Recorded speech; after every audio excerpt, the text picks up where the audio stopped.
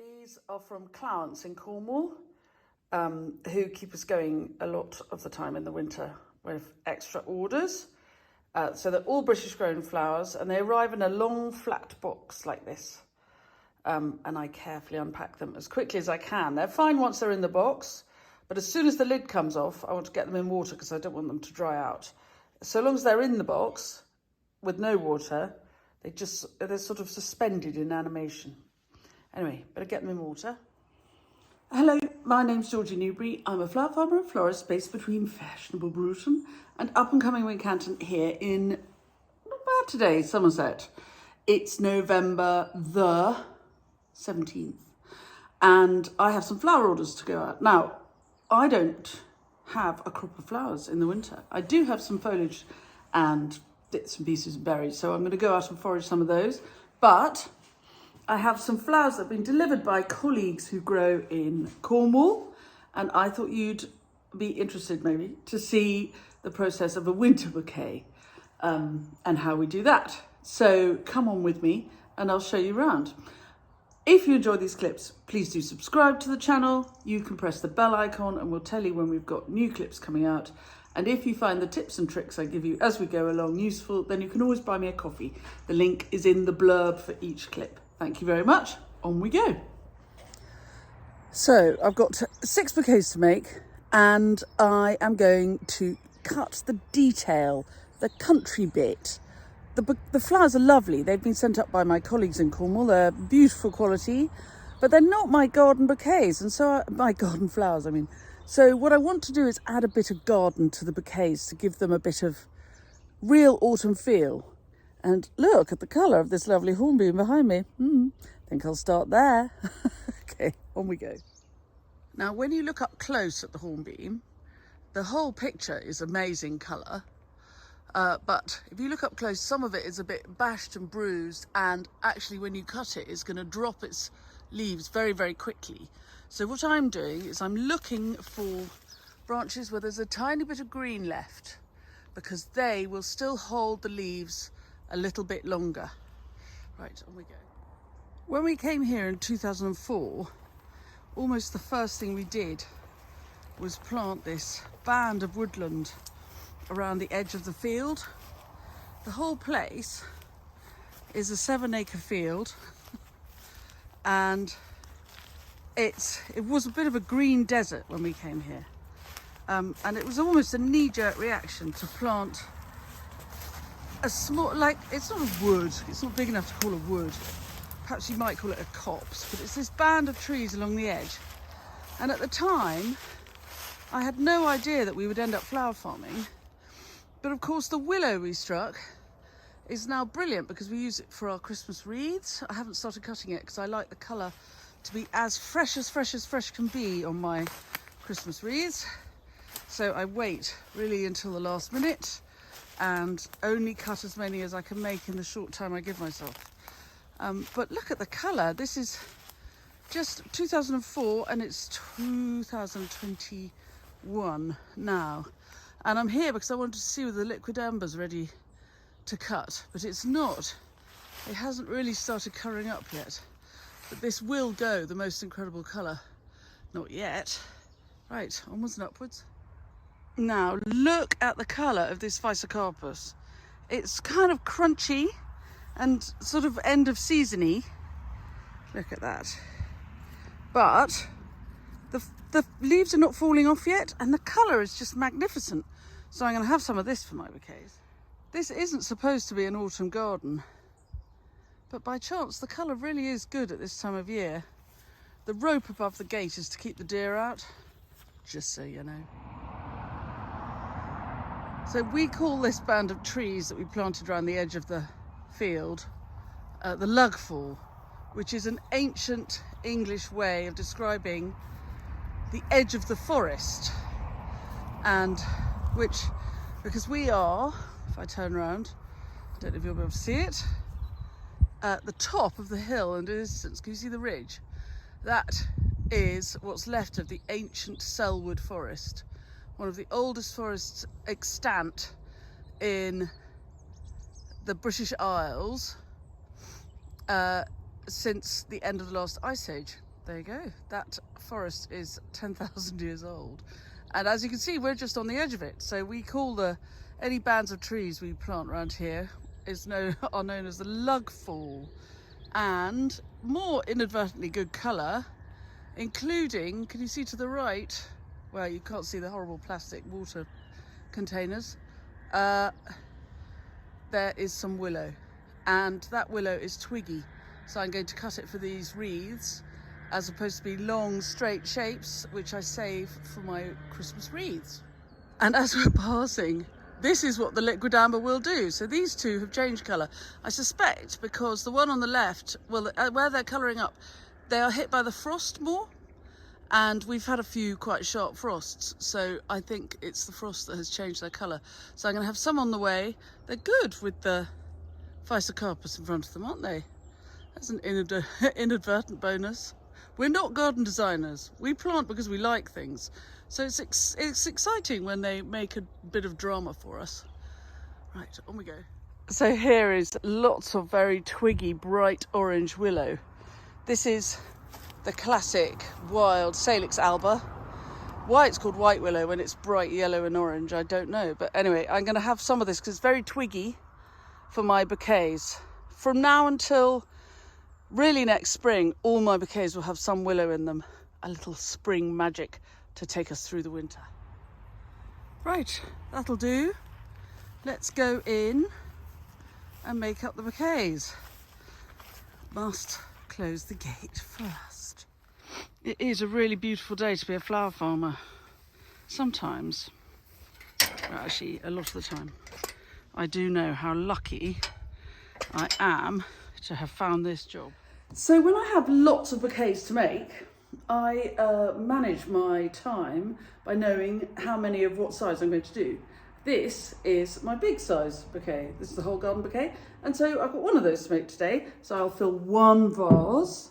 And then I've got 5 classic size bouquets, which are 75 stems.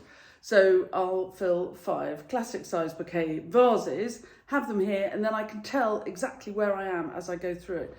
I think a job like mine is all about time management. It really is. So the more that you can systematise what you're doing quickly, the better. I could be so systematic that I put them in different size buckets, because then obviously if you're dealing with plastic buckets, they're not breakable, less breakable and all of that. But equally, while my life is all about time management, I can't work in an ugly environment, even when my studio looks like this, which is, I agree, a bit of a bomb site. So I make my bouquets and put them in vases because they look pretty, and then I can photograph them and they go on the social media, blah, blah, blah. Do you see? That's how I work. So I start with the biggest bouquet and I work backwards. And the first thing I do is I put all the stems I'm going to put into that bouquet into one bucket, and then I know what I've got to work with. So I've got 10 narcissi, 10, 20.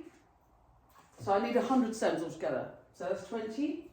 And then I've got these beautiful marine lilies. The narcissi smell absolutely delicious. And they're quite early to have them because they're from Cornwall, so they grow them they have them flowering from the autumn onwards. These nerines are a big favourite of mine, and there are 5 in each bunch. So that means I've got 10 of those. So that's 10, 20, 30. Now, somebody asked me on Instagram, I've got a live tomorrow at 5 o'clock. And we're having a kind of general live where people ask questions. And one of the questions that people have come up with is how I paint with colours. Can I talk more about painting with colours? And this is a classic painting with colours day, because I've got some really quite hefty colour here. And I'll bring it all closer and show you when I've got it all in the bucket. But I'm going to have some of these dark, amazing dark chrysanths. Oh, moody. And I'm also, and you think they cannot work with these amazing zingy yellow chrysanths. No, they cannot. Or can they? Wait and see. So we've got 10 of those. So I've got 10, 20, 30, 40. And I'm going to carry on until I've got a bucket full, but I'm not going to make you go through it all because it's quite boring. Now, you might think that's quite a tough mix of colours to work with. And at a glance, I would agree with you, especially as the chrysanthemums are taller than everything else, so they're slightly overwhelming the mix. But look. But then when I put the bucket of flowers in with the foliage that I've cut, you see that immediately the foliage softens it. And when I've got it all together, it will be very good. Believe me. Anyway, I'll show you. I'll do it now. Get on with it. So you can see for the painting, when you add in these lush coloured leaves, they take the very severe, sharp weight of the colours of the flowers and they mix it. And it's like painting. There you go. So I make my bouquets when I'm making a big bouquet, I make them in threes, because otherwise they're too big to hold in my hand. So this is about the first half of the first third of the big bouquet. So there is the first third of the biggest bouquet. And I love the way, I mean, they're tough colours, but I quite like the way that the painting with them, A, softens the colours, but B, it's like extreme autumn.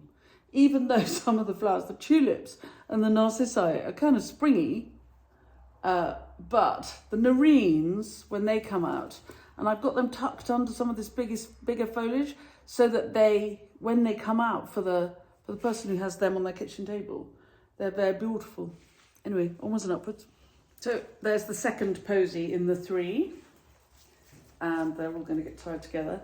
The flowers for this bouquet were delivered yesterday from my Cornish colleagues, Clowance and Co. in Camborne, near Camborne in Cornwall. And I opened up the boxes as soon as they got here and put the flowers in water overnight. So they've had a really nice drink. That's what we florists call conditioning. If I'm cutting from the garden, I don't need to have them condition overnight. I can just cut them and let them and use them up in my floristry, because I always use water in my floristry. I always use, I never use floral foam. But these had a journey, and so to give them a refresh, I popped them in water overnight, and they have much enjoyed it. They're better for it. Anyway, there's the second bit, about to make the third. Let's keep going. And so here's the third of the posies. And what I've got here is one of those lovely branches of liquid amber, all changing colour beautifully. I'm going to frame my posy, because otherwise the chrysanthemums are quite heavy. And so what I've been doing is I've been using the liquid amber to make the chrysanthemums less weighty. And I'm facing it into the bouquet, and I'm just framing the chrysanthemum side of the bouquet with the liquid amber, which immediately takes away from the weight of the chrysanthemums. And that is really very pretty. I'm going to tie them all together now, and then you'll see how they look. So if you're making big bouquets, it is always worth making them in sections. So here is my great big enormous. You see, I'm tying them together, and I'm making the hand tie exactly the same as I would normally a hand tie. So the direction of the stems is the same. And there we are. That is what I would call a very, very fine autumnal bouquet. Deep autumn. And then I just tie it up like this. And the lovely thing about raffia is it doesn't bruise, it doesn't split. Oh, it splits, but it doesn't fall apart. You can trust it, basically. I mean, this bouquet probably weighs 2 kilos, I should think. There we are. So it's all tied up. And we can now do that thing that we do occasionally. You know this one? Sometimes, I haven't got room. Sometimes you just need the florist for scale. Ha ha! There you go. That is 100 stems of autumn, all ready to jump into a box and set off to its new, sit on a beautiful kitchen table somewhere. Right, let's get on. Right, I'm going to wrap up this filming because the light's going, and I think it's going to be like this all winter. I'm going to have to quickly learn to do things very quickly. It's only 5 to 3, but the light on the flowers is really, really lovely. I need to pack them up now, get them ready for delivery. So they're all done, but it's time to wrap it up on the filming front. If you have enjoyed this clip, please do subscribe to the channel. There's a subscription button somewhere. Press the bell icon and we'll tell you when we've got new clips coming out. And if you find the tips and tricks I give you as we go along useful, then please do buy me a coffee. Obviously it's not a real coffee, it's just a contribution, a small contribution to the making of these clips. And the more of you who buy the coffee, the more I am encouraged to make more clips. Very simple. Anyway, thank you very much for watching. I will see you again soon. Bye. It is beautiful light. And you see how that horrible, scary colour mix has been softened by the brightness of the leaves. I love it now. The colours are fantastic. If I had put white in this mix, it would have been harder to look at. So I didn't put any white in. It's tough white. You can play a kind of like a sort of festival vibe with white. You can literally paint things paler. But if you try and paint this mix paler, it doesn't do it any favours. You've just got to keep this mix as fiery as you can make it.